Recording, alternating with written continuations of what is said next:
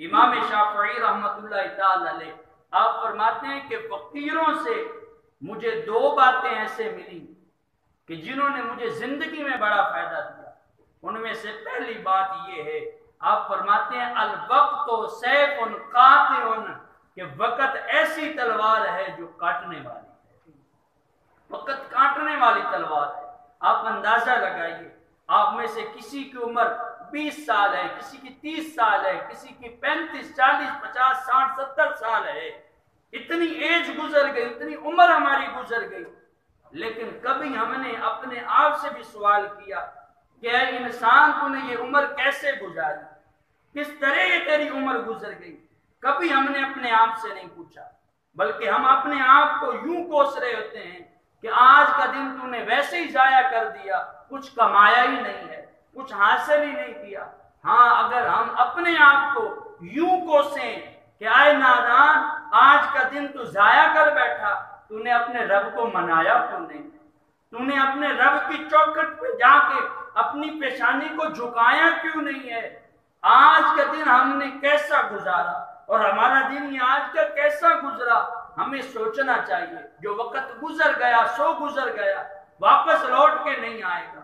हाँ, कई लोगों को जिंदगी गुजार देती है और कुछ लोग जिंदगी को गुजार देते हैं। ये अपना अपना मकसूम है, जो जैसे चाहे उसको वैसे गुजार दे।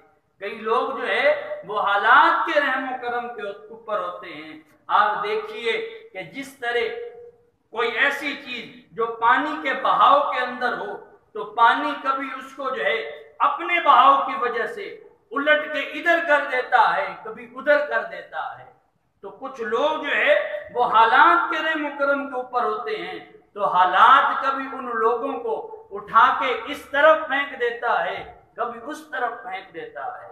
आप अंदाजा लगाइए, कुछ लोग ऐसे होते हैं कि वो अपनी जो है राहें खुद तलाश करते हैं, अपनी मंजिल को वो खुद तलाश कर रहे होते हैं, जिंदगी की मकसदियत को समझ रहे होते हैं कि हम इस दुनिया के ऊपर आए क्यों हैं, हमारा इस दुनिया पे आने का मकसद क्या है, किस लिए हमें भेजा गया है।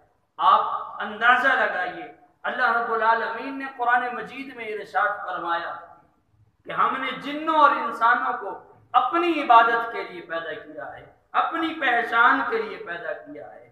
आज हम अपना दुनिया पे आने का मकसद ही खो बैठे हैं, मकसद ही भूल चुके हैं कि हम दुनिया के ऊपर आए तो आए किस वजह से। हमने तो इस चीज को मकसद बना लिया, इस चीज को अपना पर्पस बना लिया कि हम दुनिया के अंदर आए हैं तो माल कमाने की खातिर आए हैं, हम दुनिया के ऊपर आए हैं तो अपनी शोहरत के लिए आए हैं, हम दुनिया पे आए हैं तो इज्जत कमाने की खातिर आए हैं, हम दुनिया पे आए हैं तो जो है टौर बनाने के लिए आए हैं। ना ना, ये हमारा दुनिया के ऊपर आने का मकसद नहीं है। हमारा तो दुनिया पे आने का जो मकसद है वो यही है कि अल्लाह ने हमें अपनी इबादत के लिए पैदा किया। इमाम जलालुद्दीन सयूती रहमतुल्लाह ताला अलैह फरमाते हैं इस आयत की तफसीर के अंदर कि अल्लाह रब्बुल आलमीन ने जिन्नों और इंसानों को अपनी पहचान के लिए पैदा किया, अपनी पहचान के लिए। लेकिन हमने अपनी पहचान ही खो दी, अपनी शनाख्त ही खो दी। वो अकबर आलाबादी ने बड़ा खूब कहा था, क्या बताएं अहबाब, क्या कार नुमाया कर गए, बीए किया, नौकर हुए, पेंशन मिली तो मर गए।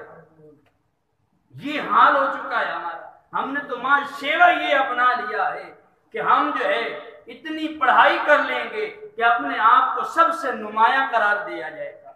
और हम फिर क्या करते हैं, अपना बिजनेस बना लिया।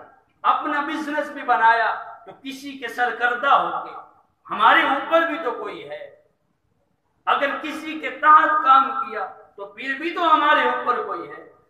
फिर क्या हुआ आखिरकार, 60 साल सर्विस करने के बाद पेंशन आ रही है, पेंशन मिली, मिलते मिलते कुछ पेंशन खुद खाई, खाने के बाद मर गए। फिर हमारी पेंशन हमारे पीछे वालों ने खा ली। तो हमारा ये माल अपना नहीं है, हमने तो वक्त ही जाया कर दिया, हमने इस वक्त की कदर ही नहीं की। कहा गया वक्त फिर हाथ आता नहीं, सदा ऐशे दौरान दिखाता नहीं। ये जो हम ऐश की जिंदगी जी रहे हैं, ये जो आज हम जो है अल्लाह रब्बुल आलमीन की इबादत से पीछे हट चुके हैं। ये जो हम अहकाम शरअ की पाबंदी करने से कासिर हैं, क्या फायदा मिलेगा हमें जब हम इस दुनिया से चले गए? कल क़यामत वाले दिन हम अल्लाह रब्बुल आलमीन को क्या मुंह दिखाएंगे?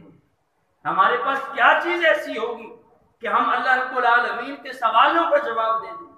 हमारी जिंदगी तो बीत जाएगी, खत्म हो जाएगी, क्योंकि हमने एक कीमती सरमाया ही खो दिया।